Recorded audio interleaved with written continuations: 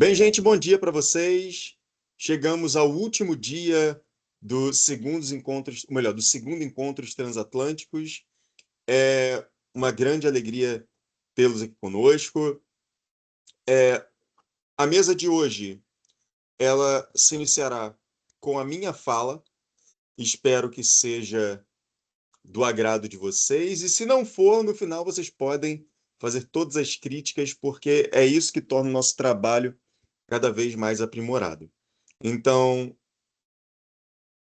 correspondendo à própria temática do evento, eu trago para vocês hoje a fala intitulada A Representação de Esparta no mangá Record of Ragnarok, Shumatsu no Valkyria, um estudo sobre a recepção da Antiguidade Clássica.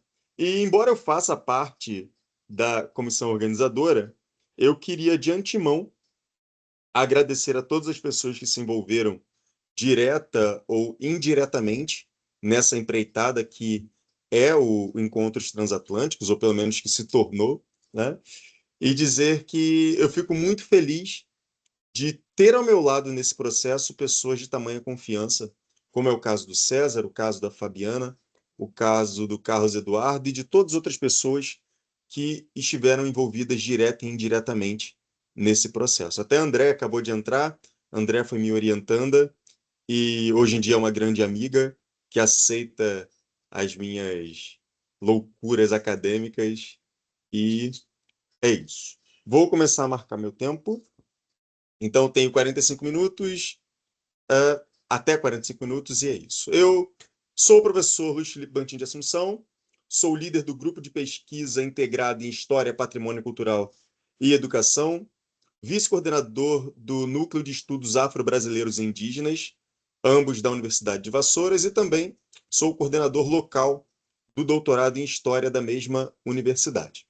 Bem, então, para nós começarmos a nossa análise, o primeiro ponto é perceber que o centro da nossa abordagem reside na polis de Esparta. Uma polis. Aqui eu vou usar o termo Grécia e gregos para facilitar a compreensão, tá? Então, é uma cidade grega, pelo menos a ideia que se tem da Esparta antiga é de uma cidade grega que, em alguns momentos, ela vai rivalizar com a grande Atenas. É óbvio que eu não concordo com essa abordagem, tá? Muito pelo contrário. Eu sou uma das pessoas, pelo menos aqui no cenário acadêmico brasileiro, eu sou uma das pessoas que mais se opõe a essa tendência e utilizo como referência o próprio César, que está aqui, bem como outros autores nacionais e internacionais para corroborar essa perspectiva a partir da documentação literária. Então, o que nós percebemos é que essa cidade de Esparta, por conta de uma caracterização como belicosa, como militarizada, ela se tornou um mito. E esse mito, ele acabou perpassando pela cultura ocidental, ou melhor, perdão, pelo imaginário ocidental, e isso se iniciou já na antiguidade. Mas como que a gente concebe essa ideia de mito para afirmarmos que Esparta se constitui em um mito? Então, aqui nesse segundo tópico, o que nós temos é o mito. Ele pode ser uma ideia, ele pode ser um acontecimento, ele pode ser um valor ou até mesmo uma memória que se estabelece através de uma tradição cultural. Agora, diferentemente da nossa percepção século XIX de ciências, o mito ele não precisa de uma justificativa científica para ser plausível. Então, nesse caso, toda essa imagem que foi sendo construída de Esparta, ao ponto dela se tornar um mito, sendo difundida na condição de uma tradição, ela vai favorecer o quê? A formação de uma identidade étnico-social, de modo que as pessoas possam desenvolver e permear ou promover uma memória coletiva. Agora, não se esqueçam, tradição não é algo natural. As tradições são criadas, as tradições elas são transformadas de acordo com o contexto histórico. E para quê? Ué, para que ela possa corresponder a interesses políticos, sociais, econômicos e culturais diversos. Então, nesse caso, o que a gente verifica também é que toda esse desenvolvimento do mito, ele tende também a se adequar a interesses hegemônicos. Por quê? Porque nós devemos levar em consideração que essa preocupação de tornar a população de uma cidade, ou, né, modernamente falando, ou melhor, contemporaneamente falando, a população de um país em alfabetizada, isso é muito recente. Então, se eu afirmo que existe um mito e que esse mito está sendo passado de geração em geração, é muito provável que quem esteja controlando o formato e as características desse mito sejam os grupos hegemônicos, porque eles muitas das vezes têm o controle sobre a veiculação de palavras, bem como o controle sobre, perdão, a manifestação escrita da língua. Então, nesse caso, nós concebemos Esparta como um mito, tá? E esse mito de Esparta, ele é um conjunto de representações que, especificamente na contemporaneidade, ou seja, no nosso mundo atual, ele está alinhado principalmente com a lógica do consumo, através de informações, através de imagens, através de percepções desse mundo antigo espartano. Então, se tornou muito comum que a imagem de Esparta, no que a gente reconhece como cultura pop, ela consolidou Esparta como uma cidade belicosa, como uma cidade militarista. Eu havia falado isso anteriormente. Mas também uma cidade dotada de posições e de personagens heróicas. E nesse caso em particular, o rei Leônidas, aquele que acabou vindo a falecer na Batalha das Termópilas, que se popularizou na cultura pop através principalmente, mas não somente, tá?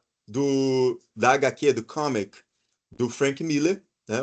Os 300, que no Brasil ficou os 300 de Esparta, né? E o Frank Miller disse, perdão, que foi influenciado por um filme na década de 70. Eu tenho esse filme, agora não me recordo a data, tá? Mas que é o do Maté. O que a gente percebe é existe uma consonância entre o mito de Esparta e o conceito de miragem espartana, cunhado pelo François Ollier na década de 1930, e que pretende demonstrar que tudo aquilo que a gente conhece sobre Esparta é um conjunto de invenções, de distorções que foram se modificando desde a antiguidade até os dias de hoje. E aí eu trago uma referência também do César Fornes acerca da ideia de que Esparta, ao fim e ao cabo, se tornou uma marca. E por se tornar uma marca, todas as características das quais, ou melhor, as quais nós temos acesso, superam o nome de Esparta e superam a sua historicidade. Então, nesse caso, perdão, seja Esparta, a imagem de Esparta, uma miragem, seja ela um mito ou mesmo uma marca, o que a gente verifica é que, para os estudos de história antiga, para os estudos de cultura clássica e tantos outros mais que mobilizam esses conhecimentos provenientes da antiguidade, a recepção não é um problema. O uso dessas imagens não é um problema.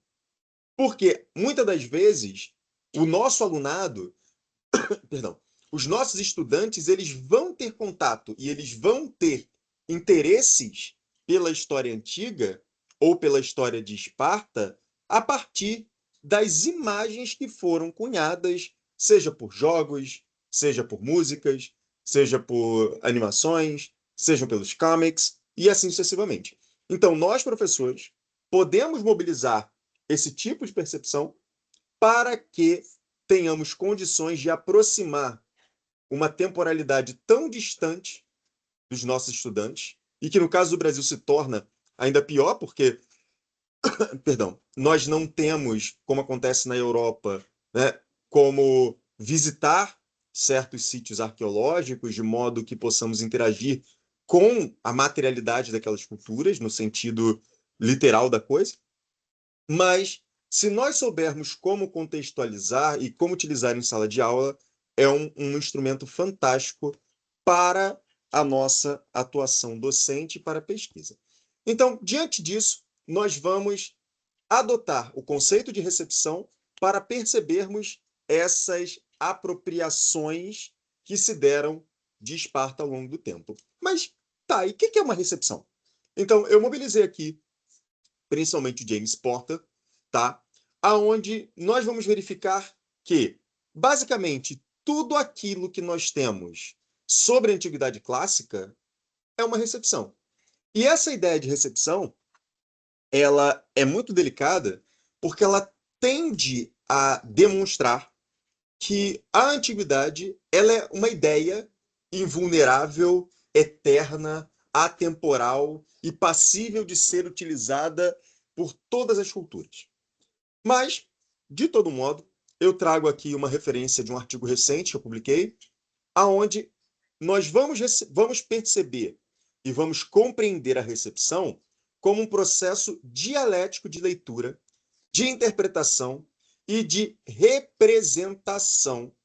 Ou seja, eu, ao entrar em contato com esse passado, eu, sujeito no presente, eu recebo, digamos que uma influência direta desse passado, porque ele tem um contexto, ele tem uma intencionalidade, ele tem uma linguagem, e a partir desse contato eu crio uma leitura, uma relação dialógica com esse passado e o represento à minha maneira. É óbvio que toda e qualquer representação do passado, ela não é inocente.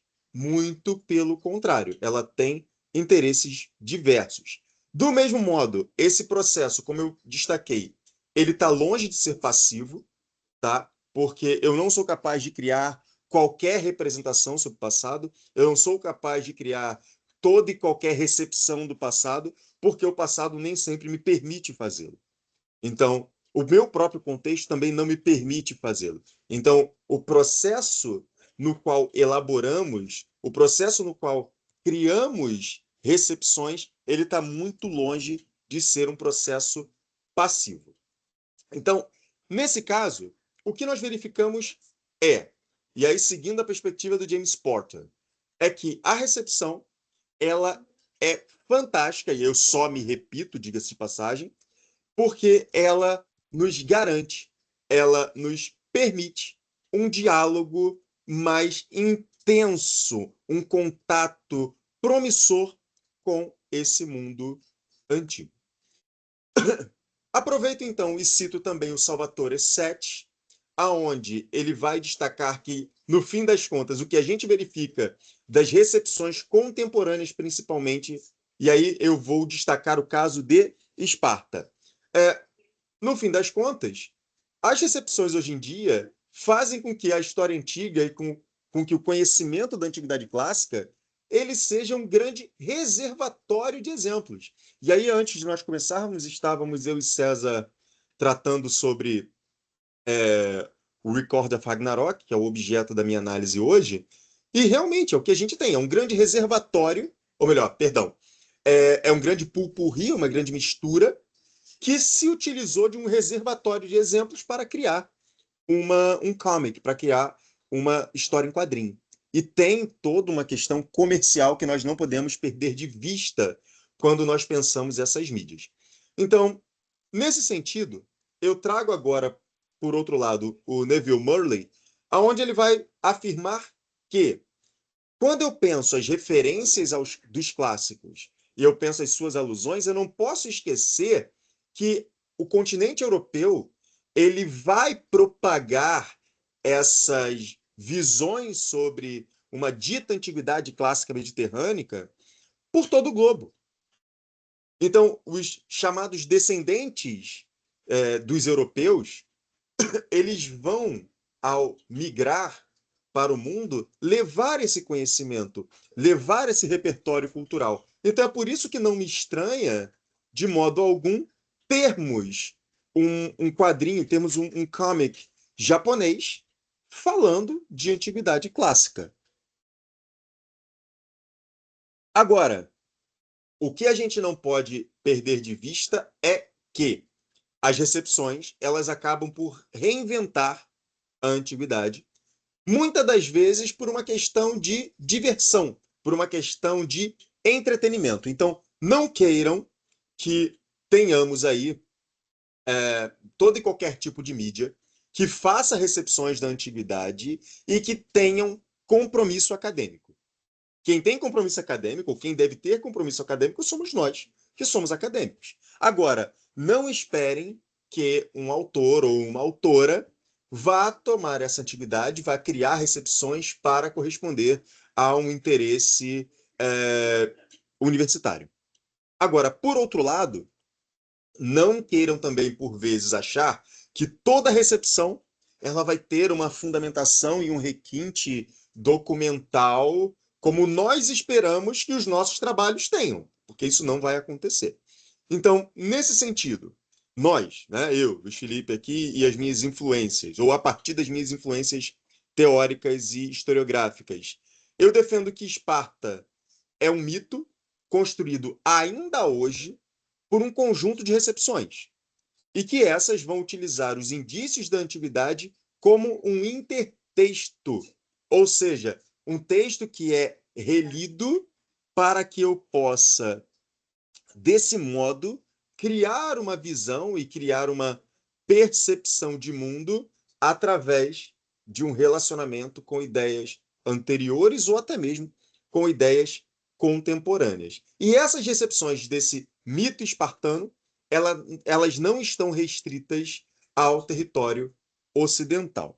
Então, sendo assim, aí eu leio aqui para vocês esse terceiro tópico. A recepção de Esparta no mangá Record of Ragnarok, ela vai lidar com o uso de uma tradição espartana que foi criada no decorrer do tempo e que vem sendo empregada como, perdão, uma obra de entretenimento. Então, Record of Ragnarok não está pretendendo qualquer tipo de rigor histórico, tá? Mas, ainda assim, essa obra ela mobiliza intertextos e conserva a percepção de Esparta como uma polis, como uma cultura que é belicosa e que é militarizada. Algo muito comum, principalmente em Plutarco. Então, sendo assim, como que a gente percebe Esparta em Record of Ragnarok? Esse é o tema que a gente vai, ou melhor, é o trecho que nós vamos abordar a partir de então. Eu cito aqui minha querida Andréa Paz, num artigo que publicamos juntos, aonde nós afirmamos que os mangás, na condição de um comic japonês, na condição de uma história em quadrinhos japonesa, ela não vai fugir à realidade em que ela está sendo produzida. Então, ela é um produto da indústria midiática, da indústria quadrinística japonesa, e ela vai ter sempre como foco um público-alvo ideal. E esse público-alvo ideal dos quadrinistas japoneses, os famosos mangaka, eles estão associados à faixa etária e a gênero. Isso é muito específico. Então, nesse sentido, o que a gente verifica é, Record of Ragnarok, essa informação não está aqui, ele é da categoria Seinen. Então, é para jovens do gênero masculino a partir dos 16 anos de idade, por conta da violência, né, algumas maneiras de representar, sobretudo, o corpo feminino, que são exageradamente sexualizadas. Então, tem esse público como enfoque. Agora, não significa que somente esse gênero e somente esse público vá ler. Então, nesse caso, o que a gente percebe é o uso desse mito de Esparta e a criação dessa recepção de Esparta, especificamente em 5 capítulos do Record of Ragnarok, ela está diretamente vinculada, tá, a uma questão que lida com a própria máquina midiática, como eu havia afirmado anteriormente, mas também ao contexto que financia e condiciona a circulação dessa obra. Então, nesse caso, e aí eu leio aqui esse terceiro tópico, o que a gente verifica existe um discurso quadrinístico no Record of Ragnarok, e ele vai criar um mosaico de recepções. Esparta é só mais um vidro dentro desse mosaico. e que vai utilizar, especificamente no caso espartano, do mito e da miragem, justamente para promover entretenimento através de uma releitura da antiguidade clássica grega. E aí, mais uma vez, só para massificar essa ideia, eles cristalizam a percepção de Esparta como uma polis militarizada. Então, o trecho que nós vamos analisar, considerando que Record of Ragnarok fora do Brasil já está no volume 23 e cada volume tem aí aproximadamente 10 a 12 capítulos. Nós vamos analisar especificamente os capítulos do número 78 a 83. Especificamente, a minha análise ela vai se direcionar a Leônidas de Esparta. Embora, né, é muito curioso porque essa batalha do Record of Ragnarok é do rei Leônidas contra o deus Apolo.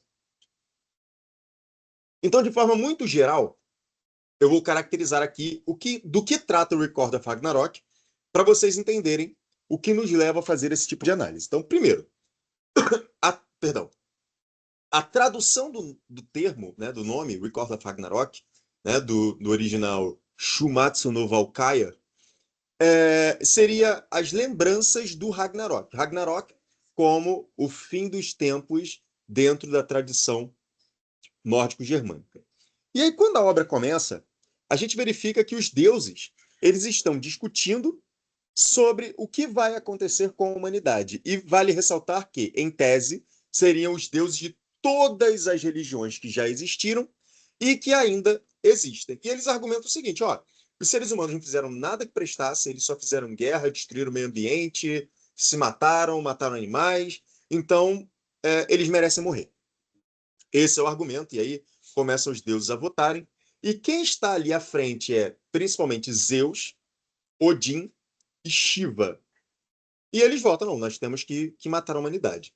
E aí entra a Brunhilde, né, a Brunhilda, que é uma valquíria, que na obra é caracterizada como semideusa, e ela pega o código dos deuses, como se fosse literalmente uma constituição, e fala, ó, os seres humanos têm direito de sobreviver. Mas, para isso, nós vamos ter que promover um Ragnarok. E o que é o Ragnarok nesse quadrinho? O Ragnarok nesse quadrinho é um conjunto de lutas. Então, a Brunhilda, ou Brunhilda, ela vai selecionar os campeões da humanidade e os deuses vão selecionar os campeões dos deuses para eles fazerem lutas de um contra um. E aí, especificamente nesse caso, a nona luta é a luta do Leônidas contra o Apolo. E aí as pessoas podem se perguntar, mas como que um ser humano vai conseguir enfrentar uma divindade? Então, nesse caso, a Brunhilda mobiliza as outras valquírias para que elas se tornem armas divinas e que tornem possível esses seres humanos lutarem com os deuses de igual para igual. Então, nesse caso, o que a gente verifica é no momento em que esses humanos detêm armas divinas, eles estariam se aproximando dos deuses. Agora, em função do número de valquírias, que se não me falha a memória são 12, tá? Onde somente 10 irão combater, nós verificamos que o nome dessas valquírias são aqueles que se fazem presentes no Codex Regius, tá? Principalmente no poema chamado A Balada de Grimnir. E eu verifiquei no verso 36 o nome de todas as valquírias que são citadas no Record of Ragnarok. Então, nesse momento, a Brunhilda, como a líder das valquírias, ela vai ao encontro dos seus guerreiros. E, nesse momento, particularmente, deixa eu voltar só para verificar o número, tá? No capítulo 78, ela vai ao encontro de Leônidas para falar para ele que é a vez dele de lutar. E cabe como arma divina do Leônidas a valquíria Geirolu. Eu não sei pronunciar, tá? Não sei mesmo. E é interessante porque o nome dela, até na obra você tem isso, e eu vi no Codex Regius, que seria aquela que avança como uma lança. Só que o Leônidas, no quadrinho, só usa um escudo. Ele não usa uma lança, de todo modo. E da mesma forma que a Brunhilda vai ao encontro do Leônidas, Zeus, Hermes e Ares vão ao encontro de Apolo. E quando eles chegam, o Apolo está se banhando com musas e ninfas, tá? Num lugar que nós não temos como definir. Parece um plano espiritual, mas não tem qualquer tipo de definição. E ele está numa fonte gigantesca, aonde você vê ao fundo uma estátua que está sendo ladeada por um corvo e um lobo.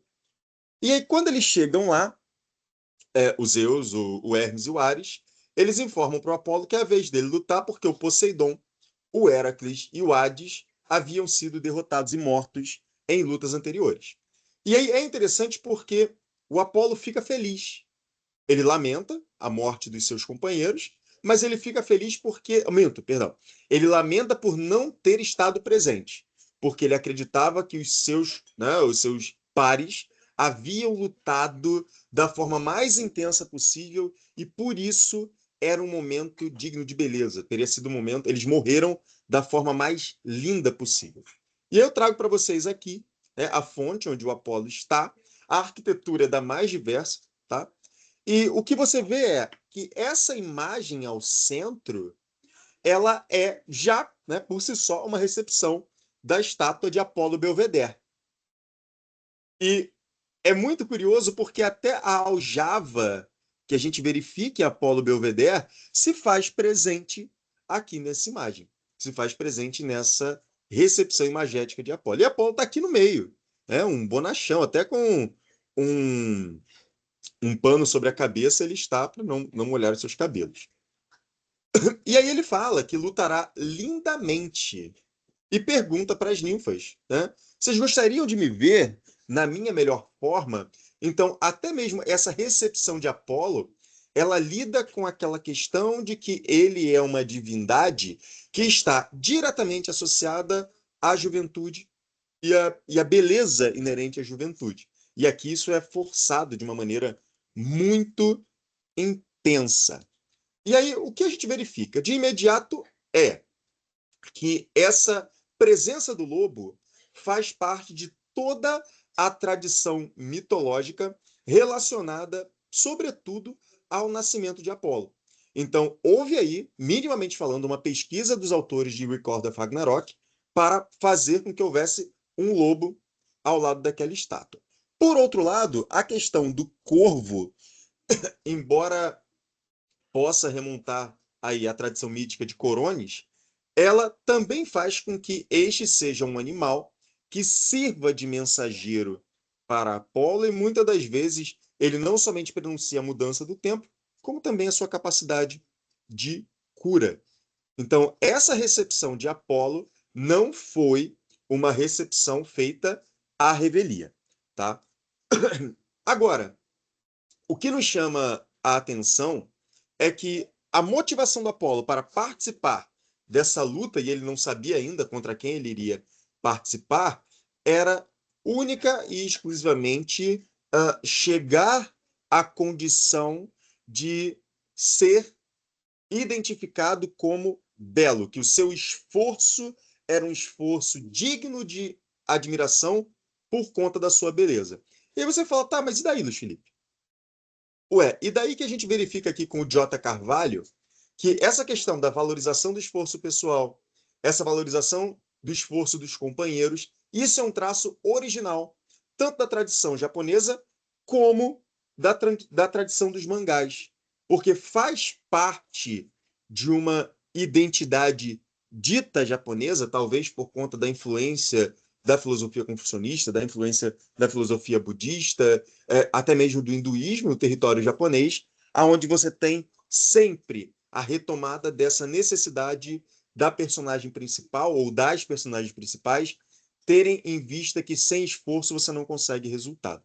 Então, olha aí, embora eu esteja fazendo uma recepção de uma dita cultura grega, o elemento japonês, o elemento da cultura japonesa não foge à realidade do Record of Ragnarok porque existe um público voltado, um público específico e consumidor no próprio Japão desse tipo de percepção cultural.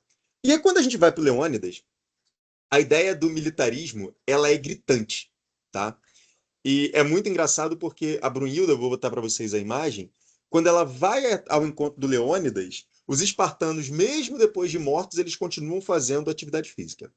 Só que o Leônidas é muito curioso porque ele está numa rede de óculos, com uma camisa florida, lendo um livro, fumando um charuto, bebendo vinho e comendo um queijo, tá?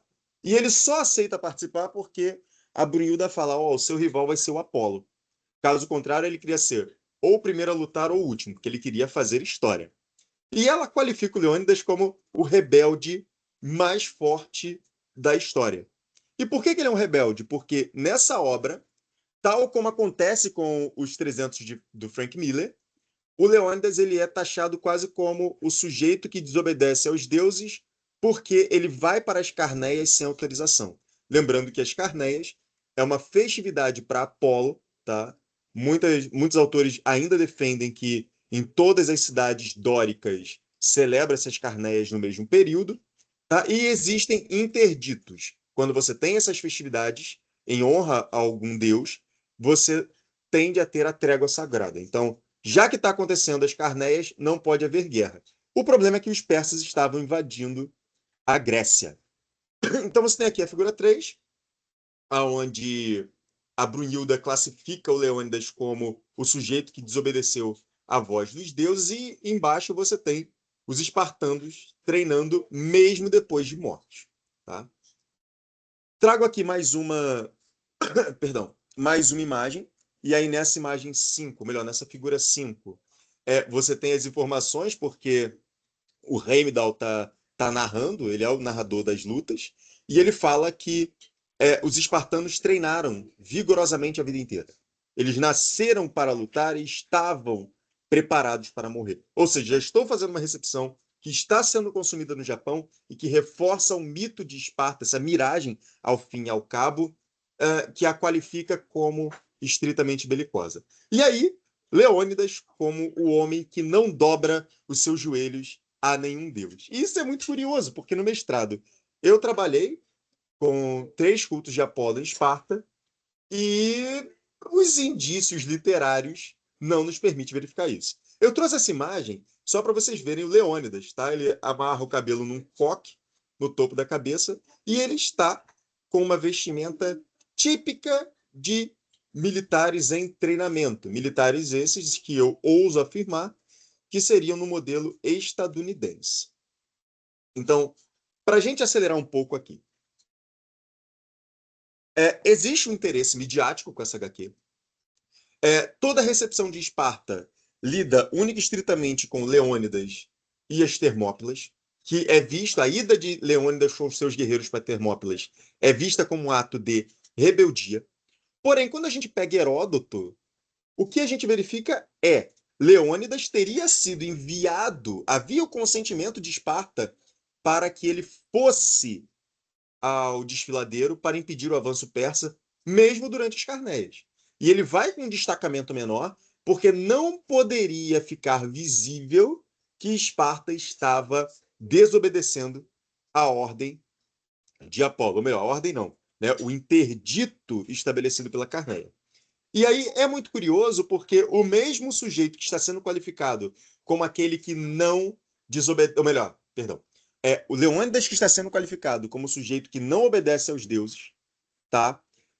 Ele é aquele que, se nós pegarmos os epitáfios que Heródoto cita, que se fizeram presentes no desfiladeiro das Termópilas depois da batalha, nós temos o quê? Estrangeiro vai e diga a Esparta que aqui jazemos, ou seja, aqui nós estamos mortos em obediência à sua lei. E ao que parece, Leônidas, né, pelo que a gente tem de indícios, foi o responsável por estabelecer fundamentalmente que os seus homens ficariam lá com outros dos seus companheiros de outras cidades. Ah, mas isso tem a ver com a lei de Esparta? Tem. E a lei de Esparta, como nós verificamos nos indícios literários, eu cito aqui embaixo, ela teria sido sancionada por Apolo em algumas vertentes, ou mesmo entregue por Apolo ao mítico legislador Licurgo. Então, as leis de Esparta, elas seriam divinas. Então, no momento que Esparta, ou melhor, no momento que Leônidas obedece à lei, no momento que Leônidas opta por permanecer nas Termópilas e morrer em função da lei, ele está, sim, se curvando aos deuses. Ele está, sim, obedecendo ao sagrado. Então, nesse caso, nós temos ainda um oráculo, né, que Heródoto nos apresenta, e eu já vou direcionar aqui para o final, aonde, e aí muitos autores acreditam que seria um oráculo póstumo, ou seja, um oráculo posterior, que afirmava o seguinte, que ou um rei de Esparta morreria, ou a Grécia seria invadida, ou Esparta seria derrotada. Eu botei aqui Hércules, não é Heracles, tá? Eu errei ali. Então, outra coisa que nos chama a atenção é que todas as determinações de Esparta nas guerras greco-pérsicas, ou a grande maioria, digamos assim, estavam alinhadas com os oráculos de Apolo Délfico. Então, não faz sentido nós pensarmos que Leônidas era um rebelde. Ele não desobedeceu Esparta, ele não desobedeceu Apolo e aceitou, de acordo com a tradição literária, morrer mesmo sabendo que, né, isso só serviria para atrasar os persas. Então, outra coisa que vale a pena discutir é a ideia de que Esparta é militarizada vai se, como eu posso afirmar, vai realmente se espalhar, né, seja pelo aspecto acadêmico, seja na cultura pop e nesse interregno aí, através de tantos outros autores, principalmente pela percepção de Plutarco. Não que Aristóteles não tenha citado isso criticando, o próprio Tucídides num contexto muito particular, mas o que a gente percebe é Esparta, no fim das contas, ou pelo menos os autores que falam, que elogiam Esparta no período clássico, entre os séculos 5 e 4 a.C., eles falam que, na verdade, Esparta teria os melhores cidadãos da Grécia. E ser cidadão é também ser guerreiro. Então, nesse caso, ser o melhor cidadão nesse tipo de discurso é justamente uma crítica às transformações que as culturas gregas estavam sofrendo no século IV e que estavam fazendo com que a aristocracia perdesse a sua singularidade. Então, mais uma vez aí a recepção de Esparta no Record of Ragnarok tem as suas limitações. Então, nesse caso, a Carneia ela tem importância porque ela marca como se fosse uma fundação, uma nova fundação de Esparta. Né? É o momento em que Apolo Carneus garante que os descendentes de Héracles voltem para Esparta, retomem a Lacedemônia e exerçam seu poder. Então, se eu levo em consideração que a Carneia também marca essa retomada de Esparta pelos Heráclidas, Leônidas é Heráclidas. Leônidas é descendente de Héracles. Então, quem garante o poder, a princípio, de Leônidas sobre Esparta, na condição de basileus, de rei, é o próprio Apolo. Então, não faria muito sentido. Fora que, perdão, a Carneia também poderia ser interpretada como um festival para garantir a fertilidade da cidade, a fertilidade dos seus membros, das suas colheitas e afins. Então, por isso que desobedecer a Carneia não era legal. Porque se eu desobedeço e existe um problema, a minha cidade toda está infértil. E aqui eu trago, tá, o momento em que o, o quadrinho fala, né, que o oráculo de Apolo proibia a guerra durante a Carneia, e o curioso, tal como acontece no 300, tá, do Frank Miller, existe um oráculo de Apolo em Esparta, e nós não temos indícios sobre isso. E aqui o Leônidas falando que nunca conheceu e nunca viu nenhum deus que fosse tão egoísta como Apolo para pedir que eles não guerreassem e acabassem vindo à morte. E no final, Leônidas fala que ele age assim porque ele segue única e exclusivamente a sua alma. Então, essa característica do sujeito que morre pelo seu ideal, isso é muito característico do quadrinho japonês. Isso não é necessariamente uma característica de Esparta. Mas essa recepção, ela toma uma imagem de Esparta, ela ressignifica esse mito espartano, contribuindo para a miragem em si, tá? De modo que Leônidas seja caracterizado como um herói que vai, do início ao fim de sua vida, né, tomando decisões que são de única e inteira responsabilidade sua, mas que o tornam digno de admiração. Então, sendo assim, nós defendemos que Record of Ragnarok se utiliza do mito de Esparta, amplamente difundido pela miragem espartana, para criar uma recepção dessa polis e de sua cultura como sinônimo, sim, de heroísmo, mas também de militarismo. Então, no que lida a esses enfrentamentos entre deuses e humanos, é interessante perceber que tanto o treinamento militar quanto a imagem de Leônidas como um grande guerreiro, um líder e um lutador, ela obedece aos objetivos do mangá, desse comic em particular, e também do perfil do próprio quadrinho, tá? Então ele não se quer efetivamente histórico na sua acepção mais profunda. Então, é interessante verificar que boa parte da imagem que se tem de Apolo provém de uma interpretação de Plutarco, que nós não tivemos tempo aqui nem mesmo de trabalhar e nem mesmo de citar devidamente, mas que essa animosidade entre Leônidas e Apolo não faz sentido na documentação literária. Você não encontra essa oposição de algum governante, algum basileus, ou melhor, de algum basileus, perdão, espartano contra a sua divindade, tá? Agora, de todo modo, o Leônidas ele é um modelo de justiça na documentação literária e de obediência, algo que não necessariamente acontece no mangá. Então, esses traços do Leônidas associados a esforço pessoal, crença e também valores pessoais é algo característico do ser japonês, da identidade japonesa. E é algo também que se manifesta em Apolo quando ele fala: vou me esforçar ao máximo para que a minha beleza seja refletida nos meus atos. Então, mais uma questão pedagógica aí associada à produção da indústria dos quadrinhos japoneses. Então, nesse caso, o que a gente não pode perder de vista é que o compromisso do mangá é mobilizar a recepção para garantir entretenimento e não necessariamente fazer um apanhado histórico da antiguidade clássica. Então, é relevante pontuar que, enquanto recepção, ou melhor, que essa recepção, enquanto releitura e reinterpretação, ela cria uma nova visão da antiguidade que pode, repito, ser utilizada a nosso favor em sala de aula. Gente, muito obrigado, tá? Aqui as minhas referências. Ainda estamos em tempo, mas é isso.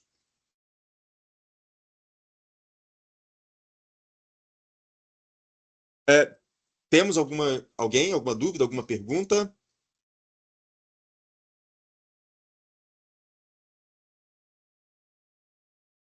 Luis, si no va a intervenir nadie, pues hablo yo, ¿te parece?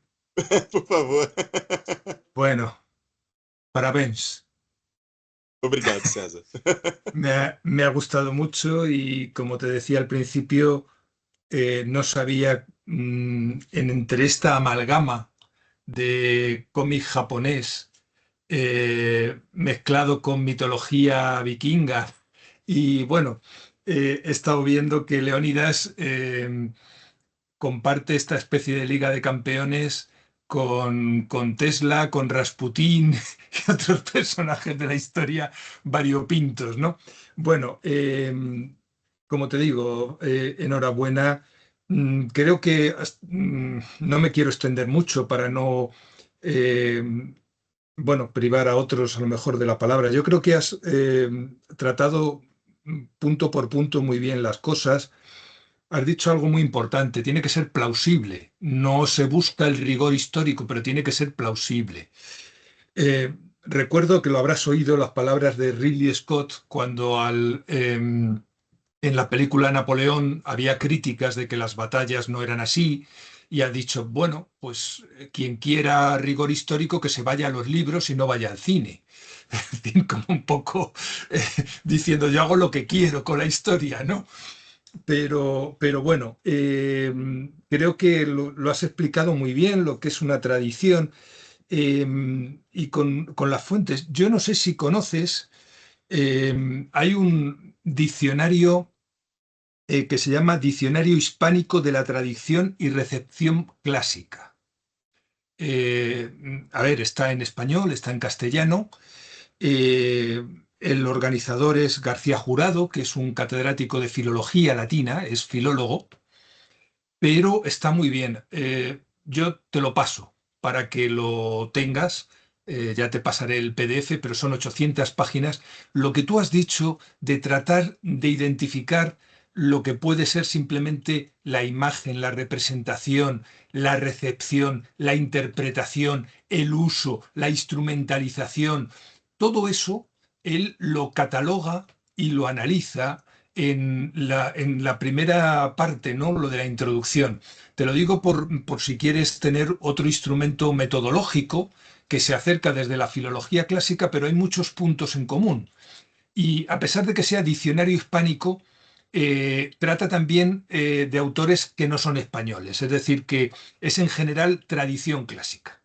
Entonces yo creo bueno, es muy interesante porque son otras, como te digo, otras aproximaciones. Sobre lo que has dicho, pues bueno, esto de Leónidas en camisa hawaiana y fumando, entiendo que un puro y que no será un porro, algo así, ¿no? Pero bueno, pero en fin, es un poco chocante. Y sobre todo enfrentarlo a Apolo, que lo has dicho tú, que es el dios por antonomasia de los espartanos. Es decir, se está enfrentando a la más pura raigambre, ¿no? Me ha parecido, como te digo, muy interesante ver esa imagen un poco de rebelde y todo. Yo hasta hace poco no sabía que, bueno, en el libro sí puse algo, ¿no? Pero que incluso tú que a lo mejor te gusta la música, yo no sabía que el grupo este Sabaton, que hace Metal Power, creo, y bueno, pues cómo utiliza las imágenes de Esparta y de los vencidos y todo eso. Y por cierto, y ya termino, cuando ha sacado el epigrama de Simónides, ¿no? El epigrama de Simónides configura todos los epitafios de militares caídos en combate. Ahí está todo, o sea, los puedes ver de los americanos en Kojima, de la Segunda Guerra Mundial, todos, porque efectivamente de lo que se trata es de que los vivos recuerden que los muertos han dado la vida para que continúe pues, el país, la democracia, lo que sea. Es decir, ese llamamiento, ¿no? Desde la tumba, para decirlo, está en Simónides hace 2500 años y sigue siendo enormemente fructífero.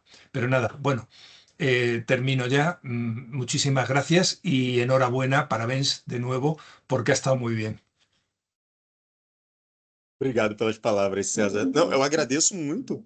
Claro, se você podendo me enviar o dicionário hispânico, eu ficarei muito Sí, satisfeito. sí, sí, sí. Sim, e assim, admito também que por conta do próprio recorte eu não pude analisar o Apolo, porque só a representação do Apolo já também daria um trabalho absurdamente amplo, porque é, é, Ártemis não aparece, mas Ártemis se constitui na arma de Apolo.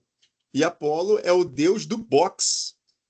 Ele não é o deus da Del, juventude no del, Record of Ragnarok. E ele del vence box, ele vence o del Leônidas. boxeo, É, del é, boxeo. é. Apolo boxeo, madre mía. Ya, ya. Então, assim, são coisas muito inusitadas e muito divertidas, a verdade é essa.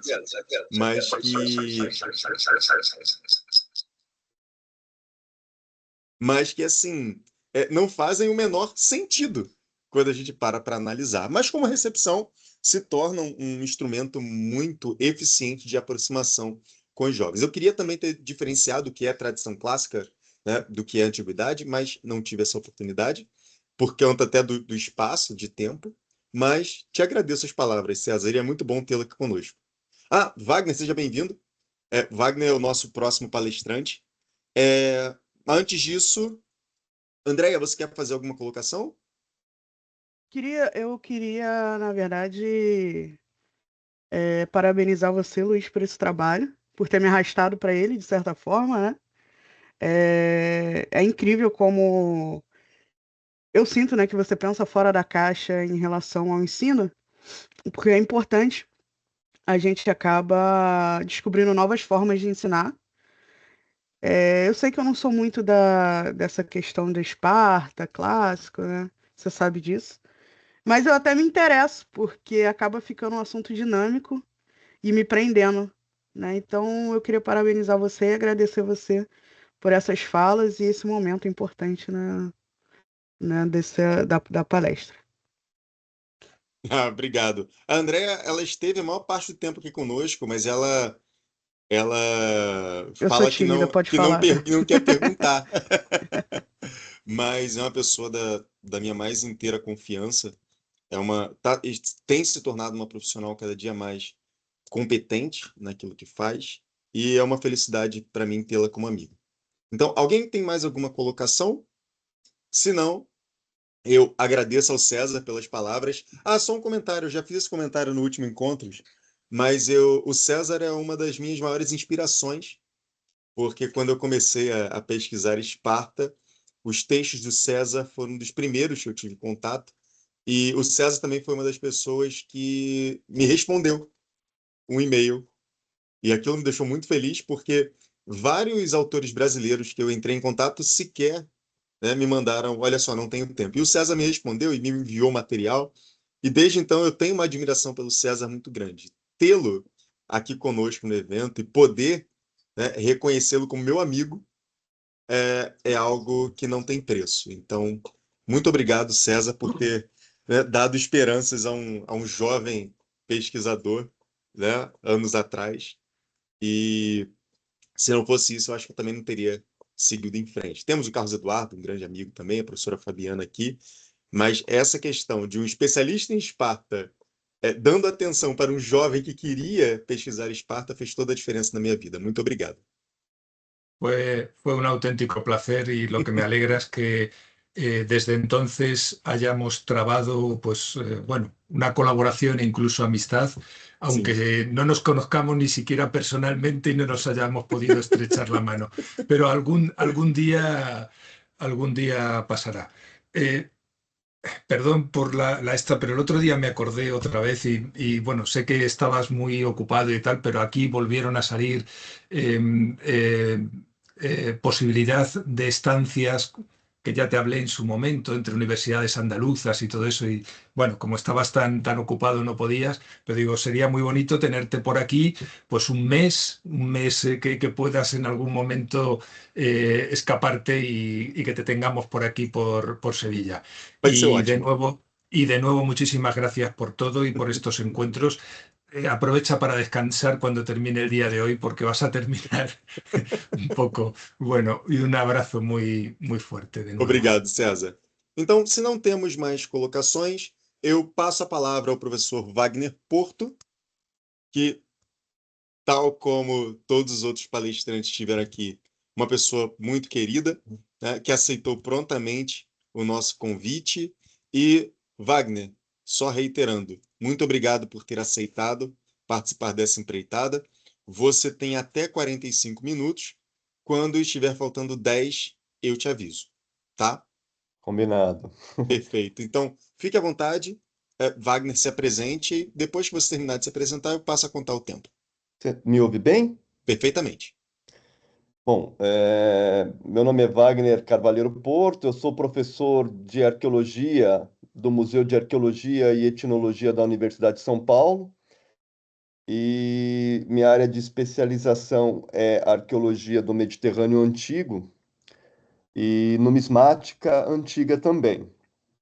Eu estou desenvolvendo uma pesquisa no sítio arqueológico de Tel Dor, norte de Israel, e eu vim trazer para vocês um pouquinho desse sítio arqueológico e dessa pesquisa que eu estou desenvolvendo lá. Eu queria fazer um teste para ver se o compartilhamento funciona. Então, eu estou muito acostumado com o Google Meet, então eu sei manipular melhor. Esse daqui vamos ver. Eu vou tentar compartilhar o PDF, porque eu já vi que o PowerPoint ficou muito grande, muitas imagens, né? Então, já vou direto no PDF. Vamos ver se dá certo aqui. Se você tiver alguma dificuldade, Wagner, me envia pelo WhatsApp que eu compartilho para você. Acho que eu vou te enviar, tá bom? Acho que é melhor. Só um Tá bom, segundinho. sem problemas. Pode ser no e-mail? O que for mais rápido para você, fique à vontade. Acho que o e-mail é mais rápido. Tudo bem.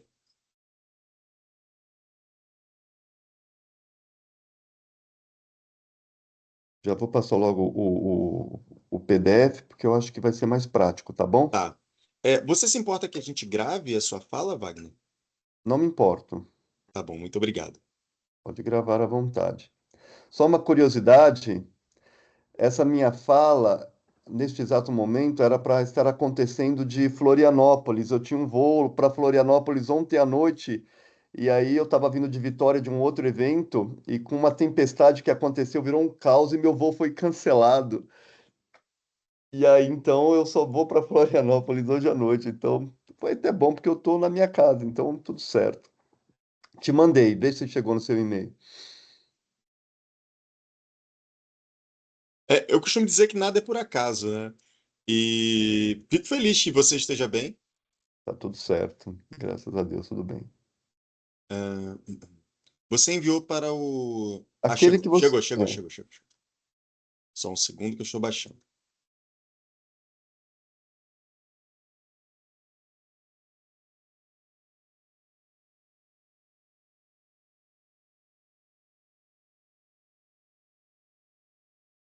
Pronto, vou compartilhar. Tá bem. Deixa eu só verificar aqui se tem um modo de exibição. Eu não sei se tem. Eu não sei se tem. Tem. Vou compartilhar então aqui, Wagner. Tá bem.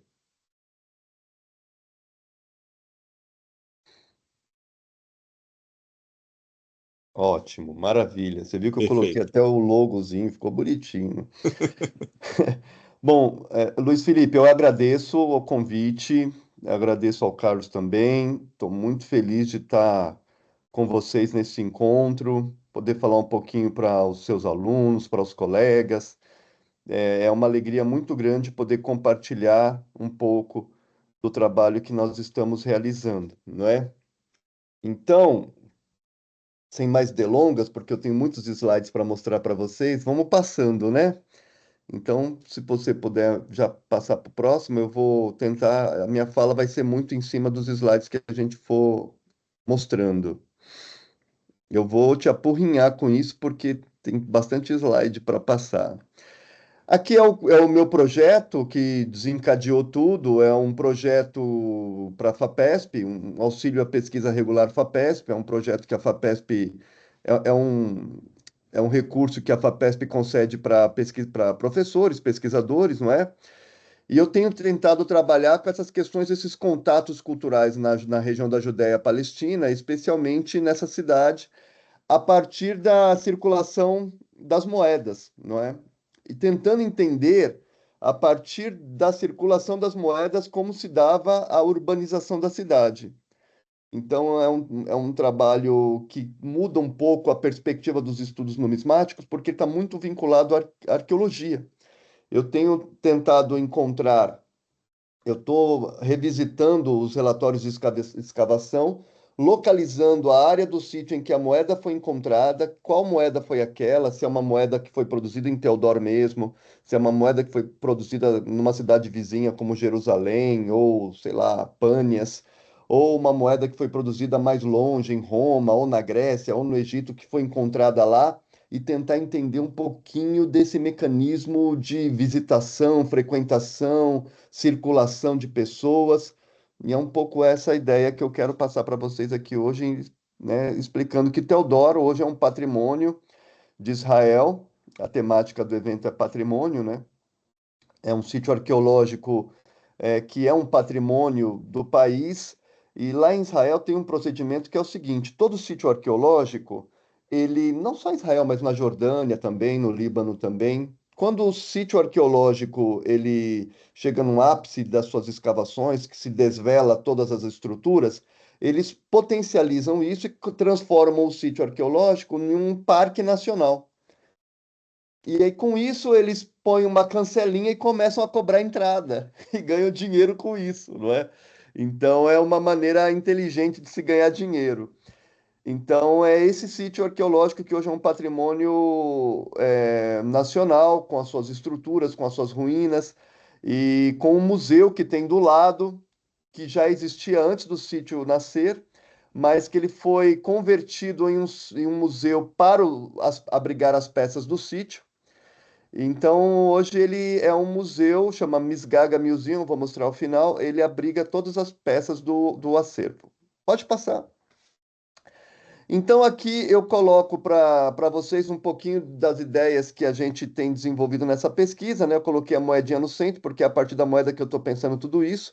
São estudos de urbanização, são contatos culturais, essa Teodoro de hoje em dia, porque a Teodoro de hoje em dia, ela está numa região litorânea, ela é uma praia, vocês vão ver pelas fotos, belíssima. E tem uma comunidade judaica aqui, um kibbutz, e tem uma comunidade árabe do lado. Então, é um sítio que podia servir de exemplo para trazer a paz, né? Porque está todo mundo convivendo junto ali. E trabalhar a ideia de circulação monetária. Pode passar, por favor. Aqui são os membros do projeto. Professor Ilan Sharon, onde tudo nos iniciou, que me convidou a fazer parte. Infelizmente, nos deixou ano passado. A professora, ele era da Universidade Hebraica de Jerusalém, a professora Ailete Gilboa, da Universidade de Haifa, a professora Beck Martin, da Universidade de Boston, eu aqui, neste momento mais barbudo, porque eu estava também em campo, a professora Cristina Cormichiari, minha colega do Museu de Arqueologia, a professora Tamar Rodós, que na ocasião era da Universidade de Bristol, hoje é da Universidade de Sydney, Juliana Ora, professora hoje na Universidade Federal de Santa Catarina e pesquisadora, professora associada do Museu de Arqueologia, Tiago A Torre, que é um grande arqueólogo especialista nessas geofísicas, Sveta é uma arqueóloga do Museu da Universidade de Jerusalém. Meus alunos, Guilherme e Jéssica, que foram conosco para Israel para nos ajudar no trabalho com as moedas, e o Kleberson Moura, que é funcionário do MAI, que também teve a possibilidade de ir lá e fazer filmagens, porque nós estamos fazendo um documentário do sítio arqueológico. Então, é um trabalho multidisciplinar, né, com muitas instituições de tudo quanto é lugar do mundo, então é bem legal também por isso. Aqui é o sítio, visto de cima, uma fotografia aérea no canto inferior esquerdo. Vocês podem ver que o sítio tinha sido aberto e as estruturas aparecem ali. E pela legenda vocês veem, é um sítio de longuíssima duração, né? Começa mais ou menos 2000 anos antes da Era Comum e vai até o período das Cruzadas, né? Então é um sítio com múltipla ocupação e como vocês veem na outra foto, está o mar Mediterrâneo ali do lado. Pode passar, por favor. Aqui uma outra foto mostrando a localização do sítio, né? Acho que é importante para quem não está muito familiarizado. Teodoro fica bem na fronteira hoje do Israel com o Líbano. Por causa disso também já não fui para lá esse ano, porque eclodiu a guerra, né? E é uma área muito perigosa, porque o Hezbollah entrou em conflito, o Hezbollah é ali de cima. E na antiguidade, muito próximo às cidades fenícias, de Tiro, Sidon. Então, tanto é que o sítio tem muita influência fenícia, né? Então, os arqueólogos gostam de dizer que Teodoro, no fundo, é uma cidade fenícia. E aqui um mapinha do mar Mediterrâneo mostrando aqui na parte oriental do Mediterrâneo onde fica Teodoro. Pode passar, por favor. Outra foto que dá um zoom em Teodoro e mostra a proximidade com Chipre também, o que é muito relevante porque Chipre era uma área de contato também muito importante juntamente com Creta, né, que faz essa conexão com o norte da África, Oriente, Grécia. Pode passar, por favor. Aqui mostra um dos portos de Teodoro. Aqui é uma fotozinha que tem lá naqueles banners que eles deixam, né, no sítio arqueológico. O Teodoro tinha 3 portos, né? Então, ao longo de todos esses milênios de história, Teodoro foi uma cidade portuária e esse aqui é um dos portos. Somente quando Herodes o Grande fundou a cidade de Cesareia Marítima, que é bem do ladinho de Teodoro, fica a 20 minutinhos de carro, o porto de Teodoro passa a ter menos importância, porque né, toda a energia portuária passa para o porto de Cesareia Marítima, mas não finaliza, diminui, mas não finaliza. Pode passar, por favor. E aqui eu vou passar um pouquinho alguns objetos que vão contar a história de Teodoro. Aqui objetos que trazem a palavra Teodor, né, que dá o nome à cidade, então Drur, Dir, os vários, nos vários idiomas diferentes, Doros e por aí vai, em egípcio, em grego, em latim, em árabe, por aí vai. Então aqui tem da esquerda para a direita um papiro que se chama As Desventuras de Uenamun, que era um egípcio que saiu do Egito cheio de mercadorias para levar lá para os portos do Oriente, se deu mal, roubaram ele, tá tudo escrito ali. Coitado, conta as suas desventuras. Aqui, e tem o nome Dor, né? Porque ele para no porto de Dor. Aqui o sarcófago, que também aparece a palavra Dor. E aqui é uma balazinha que era usada, né, nesses conflitos, que também tem o nome Dor, por incrível que pareça. Essas balas são muito curiosas, né? Na época do Império Romano, por exemplo, eles escreviam, né? Nós vamos te atingir, essa bala vai entrar, vai perfurar seu coração. Eles escreviam tudo na bala, né? É muito engraçado. Pode passar, por favor. Só um detalhe, essa bala é bilíngue. De um lado está escrito em fenício, do outro lado está escrito em grego. E aqui eu vou passar um pouquinho esse passar do tempo e ocupação de várias culturas, porque os sítios ali na costa oriental é muito interessante, porque eles são multiocupacionais, né? Então, são muitas ocupações. Então, você começa a escavar, vai do mais recente, você vai aprofundando e vai indo para o mais profundo, né?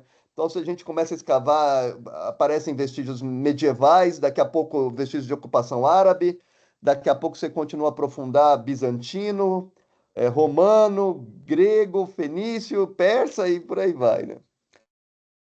Esse aqui é um jarro encontrado na época que os povos do mar chegaram ali. Pode passar, por favor. Aqui é um tesouro de prata da Idade do Ferro, prata que foi guardada em natura, né? Também era muito comum. Pode passar, por favor, só para a gente ver essa cronologia. Aqui também, né, temos o Nomasticon de Amenhotep, que está lá no British Museum. E aqui do lado, o que eu já mostrei para vocês, as desventuras de Uenamun, são desse período. Pode passar, por favor. Tá tendo uma obra aqui na parte de cima da minha casa, espero que a furadeira não atrapalhe. Aqui já da época do rei Salomão, temos aqui um estilo construtivo de um portão monumental. Aí eu coloco um da cidade vizinha de Hazor, e aí eu mostro o de Teodor, né, o que sobrou dele, porque teve um desmoronamento e perdemos um pedaço, só para fazer esse comparativo, não é? Então era muito comum também nesse período aqui do século X, antes da Era Comum, esses tipos de portões que aparecem em Teodor também. Pode passar, por favor. Estamos caminhando no tempo, né? Chegamos à ideia de um sítio fenício, porque temos uma profusão de objetos e elementos fenícios, então a arquitetura, as conchinhas de Murex que produziam a tinta.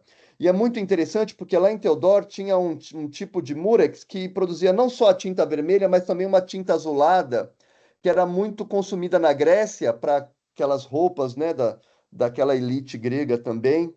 Então, era um sítio muito. Uma produção de púrpura muito forte em período fenício. E quando sai o período fenício, entram os outros períodos, persa, assírio e mesmo o período grego e romano, a produção de púrpura não acaba. Isso que é interessante. O pessoal sempre nos livros didáticos colocam muito a produção de púrpura ligada aos fenícios e parece que acabou. Não, mas não acabou. Os povos que vão ocupando a região continuam produzindo a púrpura, né? Pode passar, por favor. Aqui joias de períodos persa, romano, e é muito interessante, né? Porque temos brincos pequenininhos, colares, e é muito legal numa escavação arqueológica, porque esses brincos eles são misturados com a terra, com a pedra, e são jogados, passam batido, porque muitas vezes é um estudante que está lá, nem percebe que aquilo é um brinquinho, parece uma pedrinha. E aí é somente com detector de metal, lá com muito cuidado, alguém que tem um olhar bastante acurado que consegue perceber e depois leva para tratamento e percebe que aquilo era uma joia. Ainda bem que eles têm essas técnicas que percebem, fazem esse double check, né? Dessa dupla checagem para não escapar nada. Pode passar, por favor. Aqui são estatuetas femininas do período persa e helenístico, tem muito lá em Israel, lá no Museu Misgaga tem muito. Pode passar de novo, por favor. Aqui uma cronologia pela cerâmica. Então, tem cerâmica importada, como vocês podem ver na legenda, né, do século VI ao IV, aí tem fragmento do período geométrico, arcaico, período clássico, helenístico, da Grécia, de tudo quanto é lugar do Mediterrâneo. Então, o que mostra esse caráter portuário do sítio, mas também multicultural, que é muito interessante, né? Pode passar, por favor. Aquela balinha que eu mostrei para vocês, aqui de um lado e de outro, detalhando a inscrição, acho que aqui dá para ver um pouquinho melhor. Tá lá aqui embaixo é o link do sítio, do próprio Parque Nacional, né, que fala do sítio arqueológico de Teodoro. Pode passar, por favor. Aqui são mais objetos, né? À esquerda, essa lamparina de 7 bicos, uma lamparina que representa um pouco a ideia da menorá judaica, de período helenístico, e aqui embaixo, em oposição, uma lamparina com uma temática erótica, né?